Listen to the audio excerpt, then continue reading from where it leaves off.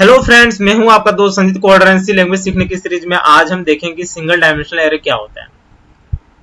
देखिए, last time में मैंने आपको जो एग्जांपल लेके समझाया था, ये एक्चुअल में सिंगल डायमेंशनल ही है। इसको आप 1D एरे भी बोलते हो। आपको मैंने बताया था कि एरे बनाने के लिए आप पहले डेटा टाइप लेते हो, फिर वेरिएबल नेम लेते हो, उसके बाद आप साइज लेते हो। तो ये हम चेक कर लेते हैं कैसे बनाते हैं। यहाँ पे हम क्या करते हैं, जो भी हमने यहाँ पे बनाया है इसको रिमूव कर लेते हैं। यहाँ पे एक एरे बनाते हैं, इंट ए हमारा वेरिएबल रहेगा और यहाँ पे हम 5 एंटर करवा लिए, मतलब हमारा जो साइज रहेगा वो 5 रहेगा। और हम स्टार्टिंग में क्या करेंगे, वैल्यू इनिशियलाइज कर लेंगे। यूजर से जो इनपुट लेना है वो हम बाद में करेंगे। यहाँ पे हम दे देते हैं वैल्यू 5, 10, 15, 20, 25।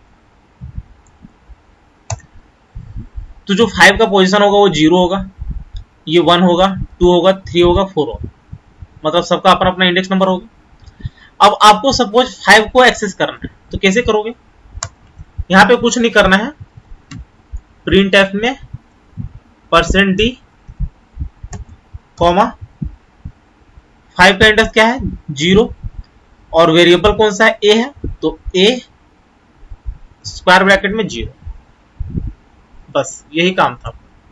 इसको सेव किया, कंपाइल एंड रन किया,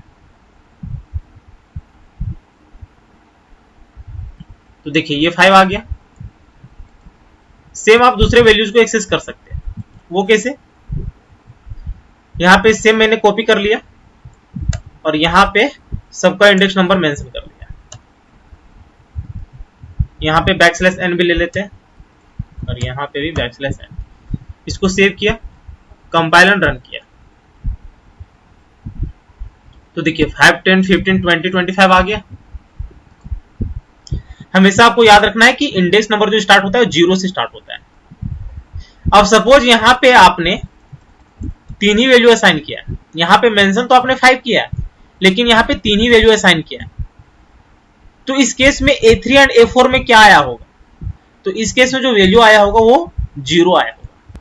जब आप एक वेरिएबल फिक्स कर देते हो और जो वैल्यू आपने असाइन किया है वो एक्चुअल साइज से कम है, तो जो रेस्ट वाले ब्लॉक होंगे उसमें 0 असाइन हो जाएगा बाय डिफॉल्ट। इसको चेक कर लेते हैं, सेव किया, कंपाइल एंड रन किया, तो देखिए 0 असाइन हो गया है लास्ट के 2 ब्लॉक में, और स्टार्टिंग के जो 3 थे 5, 10, 15 वो यहाँ पे डिस्प्ले हो गया। तो ये कंडीशन था जब हम वैल्यू असाइन कर लिए। जब हम यूजर से इनपुट करवाना चाहते हैं तो उस केस में क्या होगा? तो उस केस में यहां पे हम लूप लगाएंगे।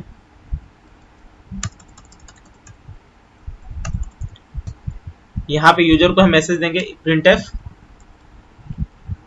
Enter 5 number.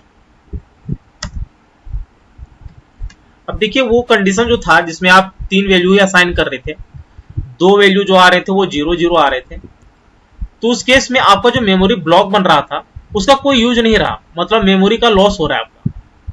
तो इसलिए आप जब भी वेरिएबल डिक्लेयर करते हो एरे के हेल्प से और जो साइज देते हो, तो उसमें आपको ये भी केयर करना होता है कि हम यूजर से कितना वैल्यू लेना होता है। यदि साइज आपने ज्यादा फिक्स कर दिया है और यूजर से कम वैल्यू एंटर करवा रहे हो तो आपका मेमोरी लॉस हो रहा है। तो ये बात आप ध्यान रखना, और ये भी एक डिसएडवांटेज हो जाता है एरे का। तो यहाँ पे हम फिलहाल यूजर से वैल्यू एंटर करवाना है, तो यहाँ पे %d किया, a। अब देखिए यहाँ पे क्या करना है, यूजर से आपको 5 वैल्यू लेना है, तो यहाँ पे 5 वैल्यू लेने के लिए आपको एक लूप चलाना पड़ता है। तो यहाँ पे हम फॉर लूप ले लेते हैं, फॉर इंट i। आप एक वेरिएबल बनाने के लिए यहाँ पे भी ले सकते हो या फिर आप फॉर लूप के अंदर भी बना सकते हो। फॉर i इक्वल टू यहाँ पे 0 ले लेते हैं क्योंकि हमारा इंडेक्स 0 से स्टार्ट हो रहा है, और ये जो लूप चलेगा वो कहां तक चलेगा, 4 तक, क्योंकि हमारा जो लास्ट इंडेक्स है वो 4 है, i++। बस इतना ही करना था आपको, और ये जो आपका स्कैनअप है इसके अंदर आएगा, और यहाँ पे जो आपका वेरिएबल है यहाँ पे i आ जाएगा। देखिए जब पहला लूप चलेगा तो i का वैल्यू 0 है, तो यहाँ पे क्या हो जाएगा a0। और आपको याद हो तो पहला आपका जो ब्लॉक है उसका क्या है, इंडेक्स नंबर 0, तो A0 से आप किसको डिफाइन कर रहे हो, एक्चुअल में 5 को डिफाइन कर रहे हो। तो इस तरह जब वो 5 बार लूप चलेगा तो 5 टाइम्स आप इनपुट करवा सकते हो। उस केस में आप कुछ भी ले सकते हो, ऐसा कोई कंपलसरी नहीं है कि आप 5 या 10 या 15 ही लो।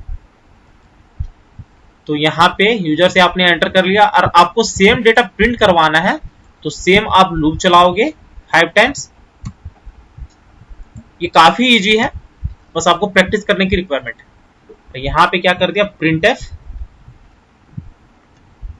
प्रिंटफ और यहाँ पे %d ही कर लेते हैं, \n भी कर लेते हैं, और यहाँ पे एड्रेस भी आएगा, क्योंकि आपको पता है जब आप यूजर से एंटर करवाते हो तो यहाँ पे एंड ऑपरेटर लगाना जरूरी होता है। इसको सेव किया, कंपाइल रन किया,